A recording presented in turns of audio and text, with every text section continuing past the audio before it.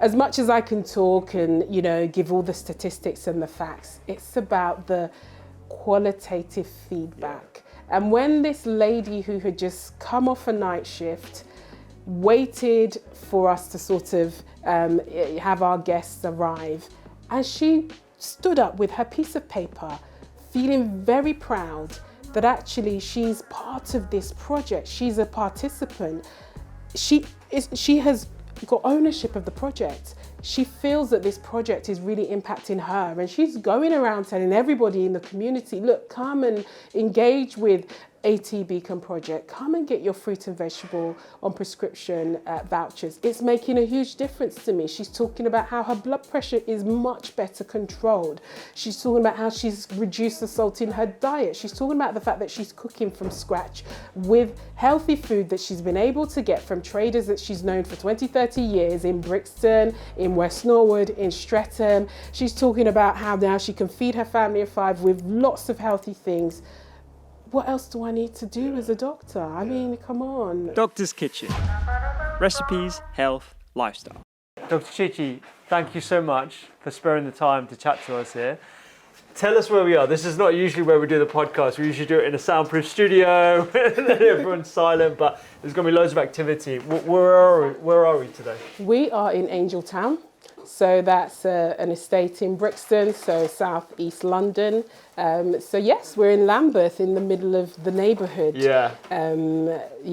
Delivering the fruit and vegetable on prescription. So you will see people walking in off the street, from their homes, from school run, from their businesses. Yeah. We're about being where people are. So it's not your posh surgery, but it works. Yes. Absolutely works. Yeah, epic. So exactly where are we at right now? What is the centre? What is the purpose of it? And why will people inevitably be coming in and out? Absolutely. So we're the Ascension Trust Beacon Project. We were established as a health initiative, as a health arm of Ascension Trust, which has been going for over 30 years. Our flagship initiative is Street Pastors. And so we've come back to the birth of where we launched Street Pastors, and we actually recognise that people want to know more about their health. They want to engage with health professionals. They want to see people that they feel that they can trust. But most of all, we recognise that there's so many barriers to people accessing health in a convenient way, in a convenient format. So the Ascension Trust Beacon Project has partnered with the Alexandra Roche charity. It's been a wonderful partnership, and we deliver fruit and vegetable prescriptions to patients who maybe have health conditions. Hypertension is one that we are really homing in on because we understand the impact that eating well, having access to healthy food, it can just change your health dramatically. So that's what we're doing here today, prescribing. I'm a GP, so I prescribe by nature. So, but actually we're prescribing fruits and vegetables. So you will see people come in, grab their vouchers and then head off to the local trader in Brixton Market. So we're also in other sites across Lambeth. We're in a barber shop on Streatham High Road. The other site that we deliver the fruit and vegetable prescriptions is in a social supermarket. So alongside where where clients can come in and get healthy fruits and vegetables, healthy food. We know that access to fruit and vegetables, even at this point, is a big issue. So we try to remove that barriers, and it's been wonderful, the fact that we can support 50 people across both sites with accessing healthy fruits each week for their family. I mean, I'm Lambeth born and bred, so I know a lot of the traders, and actually you know that things like plantains, which is a staple within the Afro-Caribbean diet, has gone up 100% in price. Now, for somebody who is receiving very little in universal credit, in benefits, in a 0-hour contract, that's huge. And what we don't want is for people to make the choice of either getting their prescriptions or eating. We know that people are having to make that choice. Do I heat? Do I eat? So for people to get their blood pressure prescriptions, that is falling way down the list. And we're seeing that as a GP. I'm seeing that. Yes. When you started med school and when you became a GP, did you ever think that you would be prescribing fruit and vegetables? I had no idea, absolutely no idea that I'd even be doing this. As I said, I went to school not far from here. I actually trained as a paediatric doctor to start off with, so I've always been passionate about family medicine, children, the birth cradle to grave model. I'm about getting into people's business, going into their homes. When I do a visit as a GP, I want to see what's going on here, because actually, if you don't know what's actually going on in the home, it won't help to explain what you see in surgery. So I've envisaged myself as somebody who's always been out and about in communities. I do a lot of what we call mission work abroad in underprivileged countries, or where they're struggling in health, in their well-being, socially, economically. So I've always done that as a doctor. It's helped me to keep going. It's helped me to I see medicine as a passport. And, would I have envisaged that I'm prescribing fruits and vegetables in Angel Town? No. But, did you envisage you'd be doing this? Absolutely not. No, when I started, I thought I was going to be a surgeon. Oh, okay. And I was going to be a psychiatrist. Oh, there you go. Yeah. So it's amazing how our paths meander through different specialties. And I think, had it not been for my own health issues, where nutrition and lifestyle had such a massive impact on recovery, I probably wouldn't have veered down even the general practice path, let alone the sort of concepts of prescribing nutritional medicine. And that's essentially what we're doing here today. We're going to have loads of people going in and out. Yes, absolutely. And I love the fact that we are literally in the community, because when I'm practicing medicine, I'm in surgery, you don't get to see any of this. You don't get to see this. Yeah. You don't get to see how people are living.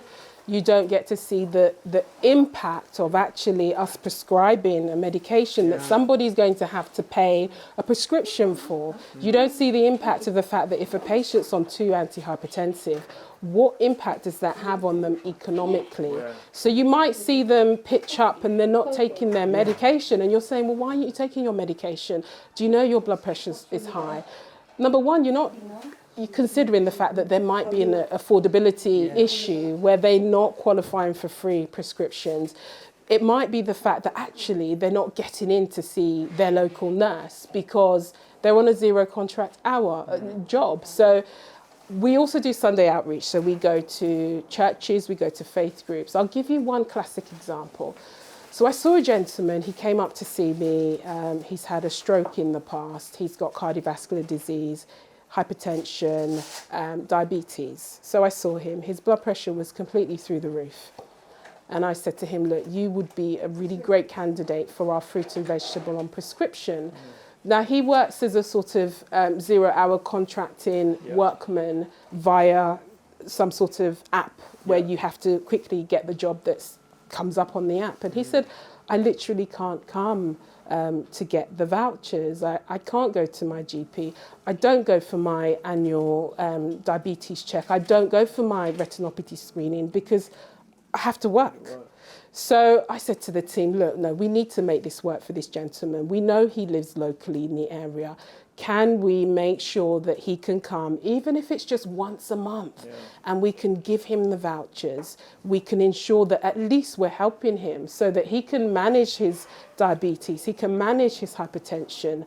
We're able to encourage him and signpost him to all the NHS services and say, look, you can go into here, you can go into the local pharmacy on your way to work, you can have this conversation, you can do this. So it's so important that we are thinking laterally, we're thinking innovatively. We're not just pushing policies, we're not causing more barriers, because actually there are already enough barriers. And what we need to do sometimes is just get out there where people are.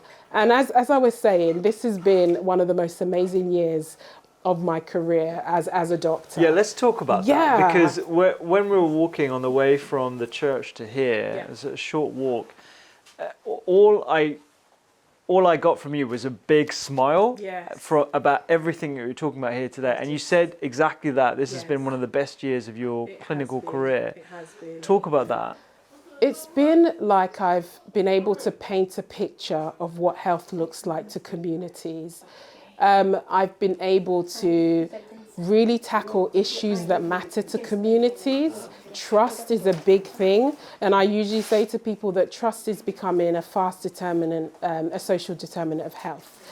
I've been able to launch health hubs in a barber shop on Streatham High Road. I can't contain my excitement. Everything in me tingles, you know, not because of I'm a married woman, not because there's men in there, but these are young men I would never see. These are middle-aged men who have high risk of prostate cancer that I would never see. These are people who were diabetic, who I won't see them in my surgery until they crash out in renal failure, until they have their strokes. But the fact that I can take highly specialised nurses, highly trained health ambassadors into that domain, and we can begin and engage about their health, not just about hypertension, but we could talk about what are you eating? You know, how about your activity levels? How about your blood pressure? Do you think you might want to consider going to have your PSA checked? Do you think you might want to consider your risk, family risk of diabetes?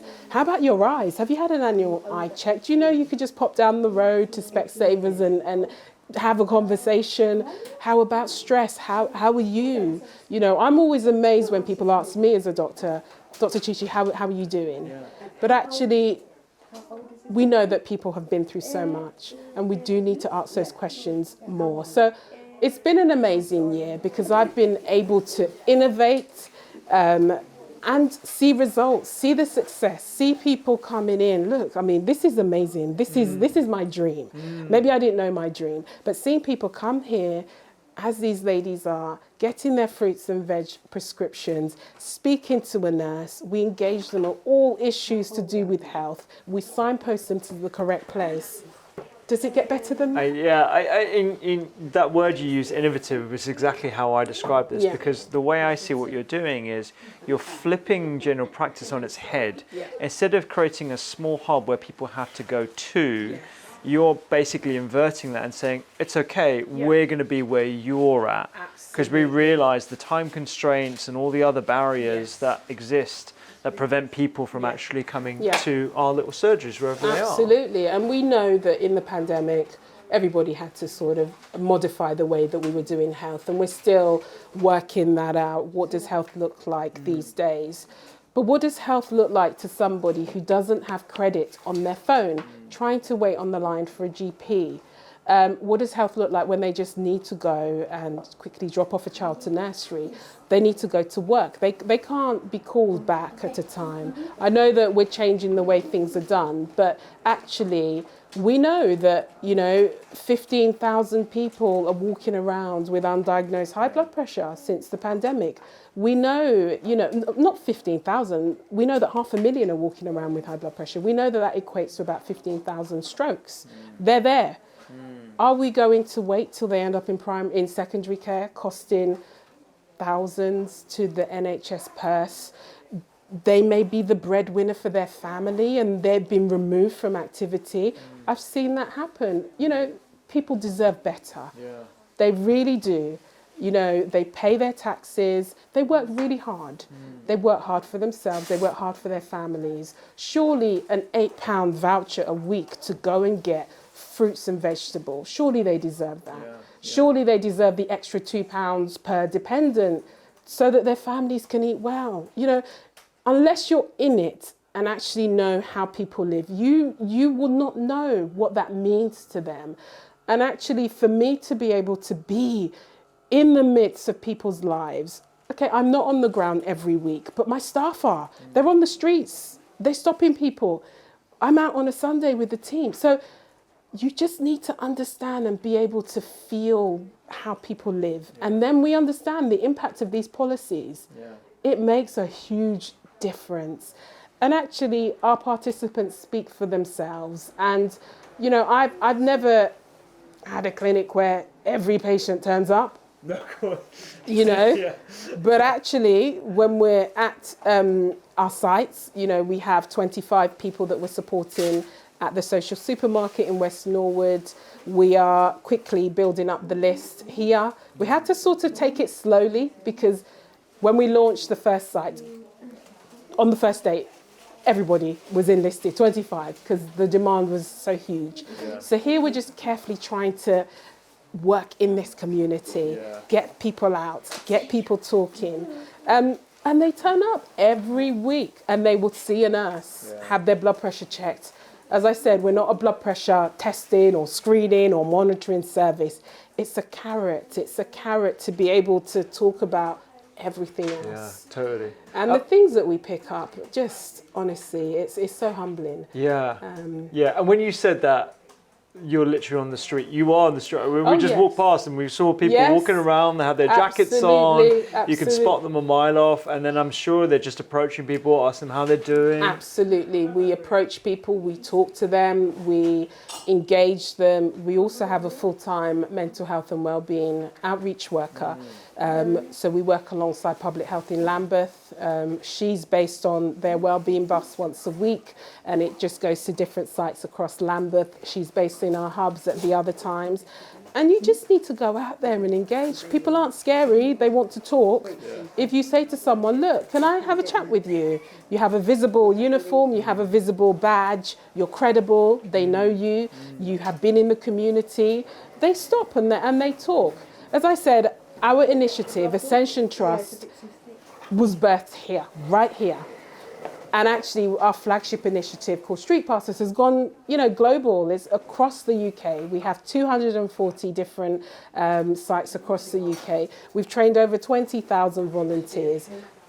Communities know us. Yeah. This year, we're celebrating 30 years. 30 years? 30 years as an organisation, 20 years of Street Pastors. And I could be wrong. I think we've done more than 30 years, but definitely the 20 years of Street Pastors. I'm actually vice chair of the organisation as well. So I speak with a lot of passion, but I speak as somebody who, I was born in Lambeth down the road. Would I have ended up a doctor if my mum wasn't that hard-working nurse who worked literally 7 nights to ensure that I had what I needed, that I had the educational opportunities? I didn't know any doctor growing up except my GP. I didn't even know I was allowed to visit him because I didn't know it was free. So that's me as a child growing up in South London. How much more now, where people aren't quite sure how to access health. They're not quite sure what it all means. They're not quite sure, can they get an NHS dentist? Can they go for an eye check for free? Can they be registered with a GP? You have people who are new to the country, new to the whole system. They've come from countries where you have to pay for everything. And so therefore they don't make an approach. And if they don't speak English, how much more? Yeah. So our surveys have been also translated into Spanish, because there's quite a large Spanish and also Portuguese community around here. So it's about understanding what people are going through. I could talk on and on and on. I want you to, honestly. I'm sat here just excited about being a doctor right now at a time when it's tough out there. We know it's tough. I also appraise doctors. I'm a GP appraiser. So I do hear of the burnout. I do hear of the sort of, it's difficult. People's lives are difficult. It's just a difficult terrain. And actually to be able to inspire other doctors to say, look, use what's in your hands. And that's what I did. We were launched as a health initiative off the back of COVID. It was, the fire was ablaze in my community. As a black doctor, I felt the need to go out there and engage my communities. I lost 3 aunts to COVID in the space of 2 months, pre-vaccine. So when the vaccine came out, immediately I wanted to ensure that my mum was safe, It was tough for her to digest, well, this is a new thing, I'm not sure. There's been all sorts of things happening in the past. Mistrust is rife, or distrust. So being able to go out there and have conversations with people and actually understand the fact that when someone says to you, well, I live in a house in a room with 6, 7 other adults, it's a very low standard, there's mold, it's awful, my child has respiratory conditions, you do understand that actually that might be the thing, that it's a massive concern to them, or the fact that they can't access fruits and vegetables, or they just don't have the money. Yeah. So actually, it's about speaking the language of the communities, not the actual language, but actually you need to go there and understand what matters to them. Yeah. And then you begin to address that. I think that's a really good point, because there seemed to be a lack of empathy for anyone who was distrusting of the medical profession, particularly when the first suite of vaccines came out, without really understanding the reasons behind that. And I think what we were talking about on the way over here, with the priorities being aligned more to shelter situation, social housing issues, access to fruit and vegetables, or food in general, you know, those are much higher along the list rather than the other things that might have been more important to medical professionals at the time. Yes, I totally agree, because we do know that unfortunately, you know, many people, you know, lost their lives who perhaps if we had been there all that time, and I say that with a lot of respect for my job as a GP, but if we had thought about health in a different way and been there really for them, we could have made more inroads than we did. So actually we do need to look at the models that were used during the pandemic, and that's how we started to establish our models. I began to understand that, right, what I do as a doctor is probably about 5% of health. And do I have power? No, I don't. Who has power within the communities? Who are the influencers? It's your imams, it's your gurdwaras, it's your pastors, it's your vicars, it's your, you know, Jewish leaders, it's your community leaders, whether you have a title or not. So for instance, my mother, once she decided to take some proactive steps to protect herself, whether that's actually wearing a mask or considering the vaccine, she's an unofficial community leader because she's an elder in her community. So she has influence over literally hundreds of people. So the fact that if you engage those people and you say, look, can you have a chat with your followers or your tribe or they do. And they're the ones that have power. And as a doctor, you know, you have to, you know, eat humble pie and say, perhaps I should be aligning myself a bit more closely. Yeah. Hence why we deliver our hubs through places like St. John's in Angeltown, which has been here far longer than I've been here. Yeah. People are there every Sunday. They're there midweek. They trust their vicar. We're also in St. Mark's in Kennington. We're in the barbershop. People trust their barbershop leaders. You would not imagine the level of footfall we have. Yeah. Over 1,000 a month. Yeah. People just walking past, coming in. Yeah. It's a hub. I don't know if you remember maybe you're too young. Do you remember the program Desmond's? Yeah, of course I remember Desmond's. I'm not that young. Well, Desmond's was just, people came there and they talked about their issues, whether it's about a relationship stress, whether it's about a new diagnosis, all type of issues. And actually, we're recreating that. Yeah. And it's been absolutely amazing. You know, there are going to be thousands of medics and GPs who listen and watch this. They're going to feel as inspired and motivated as I am right now. How can people up and down the country and maybe even abroad mimic what you've been able to do in your town, in your area, in your community? Like, where do people get started? Because I think the frustration and the burnout comes from the inability to feel like you're enacting change. Yeah. And like you just said, 5% of what you do as a GP is health. Actually, all the other stuff is happening out here. Exactly. I think, first of all, is recognising, as I said, for me, I saw medicine as a passport to be able to reach people. Because once you say, look, I'm a doctor. So when I'm out on the street, on Streatham High Road, I've got my clipboard with the team. People are busy walking past. And, you know, they think we're just doing a questionnaire. And I say, hey, stop. I'm a doctor. Have a chat to me. And they stop. And they look at you and think, what are you doing here? But that's good. Just stop and talk to me. And then before you know it, I've told them everything that they need to do, you know. So I think it's beginning to look at what's in your hand. You people who are listening, you know your communities, you know your patch, so to speak. You're highly trained, you're highly skilled. You can make a difference. Whether that's lifestyle medicine, that's an area that I've began to, you know, I've started to have great interest in. I'm doing a lot of reading, a lot of research into it. I'm attending conferences, I'm networking, I'm engaging with people. And actually, it's also about networking and hearing how different doctors are working all across the country. I've met lifestyle doctors who have approached their PCN and they've launched clinics, and they don't know how to start, but they've started. They're saying once a week I'm going to have a clinic where people can come and talk to me about their blood pressure. And I think you just need to innovate and think about doing things differently, because we know that actually that's what's going to make the difference. So last year I was part of a program called the South East London Primary Care Leadership Program run by the London South Bank University. And it was about the PCN leaders in South East London coming together and actually looking at how do we deliver health, because it's not working. We know that, I can't remember the statistics, but it will be, say, 10% of patients on a GP's list are using up 50-60% of the resources. I suppose using up is not the word, but it's about, what about the 90% or the 80% that never come to see their GP? What about the young people? Can we reach them earlier? Do we need to wait for them to come and see us? What is a young 20-year-old going to come and see a doctor about?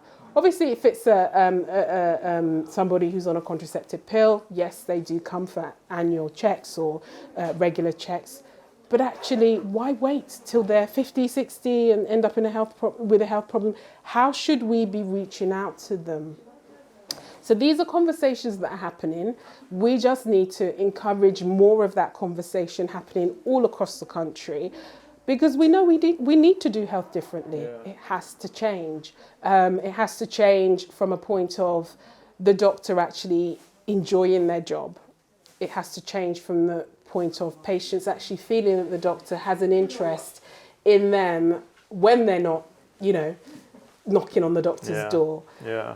Why don't we send them a card or something? I know it sounds really random. My mind just churns with different ideas. You're thinking laterally. I can definitely tell the way you know. Absolutely. So it has been an amazing year. It's been amazing working with a fantastic team of nurses.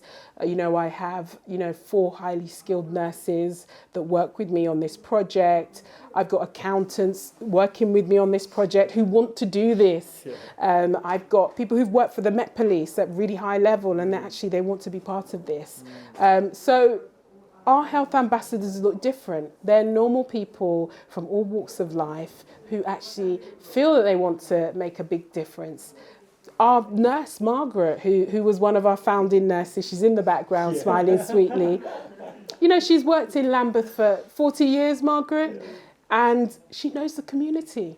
She's worked as a school nurse, school's immunisation lead. So as we go through Angeltown and you see us wave at people, it's probably because she did their school IMS when they were 2. We also have another nurse who's also a school immunisations nurse lead in Lambeth. Our mental health outreach worker is she was a community psychiatric nurse in Lambeth for over 25 years. So I'm really... I feel I'm just really lucky. I've got great staff. So they make it look easy. And I do probably a small part of what they do, but we motivate each other. We ensure that we're well trained. We're not remodeling general practice. We're not breaking down general practice and saying it has to be this, but we're working alongside general practice. We're saying to people, look, the door is open. Go to your GP. They're not going to kill you. They want to see you. And actually, as we have more and more of those conversations and show people that actually we care about what you care about, then the whole system begins to work. Totally. You can tell I can go on and on. I know, that's great. Whilst we bring this conversation to a close, I could talk to you for a lot longer. specifically with the fruit and vegetable on prescription scheme, it's with a small number of individuals, families.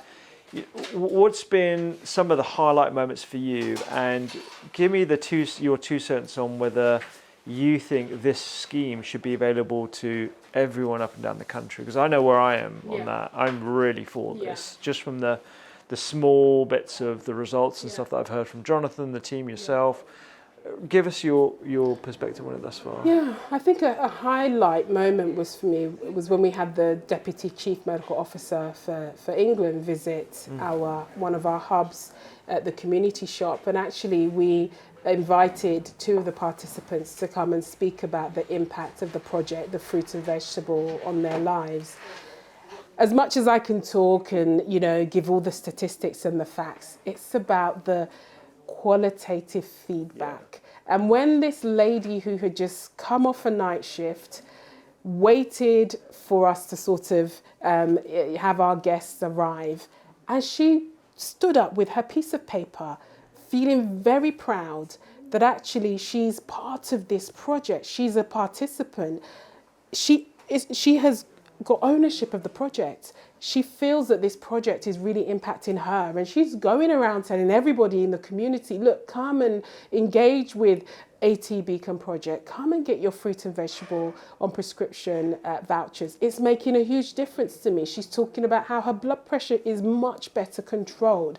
She's talking about how she's reduced the salt in her diet. She's talking about the fact that she's cooking from scratch with healthy food that she's been able to get from traders that she's known for 20, 30 years in Brixton, in West Norwood, in Streatham. She's talking about how now she can feed her family of 5 with lots of healthy things. What else do I need to do as a doctor? I mean, come on. That's amazing. If somebody can go out there and replicate your passion and they're not clinical, for me, that's the battle. It's won. So that's been a key highlight. I just felt so proud. I just sat back and I thought, wow. And the second participant stood up and said the same thing. And I just thought, they were saying it on my behalf, but actually they meant every word.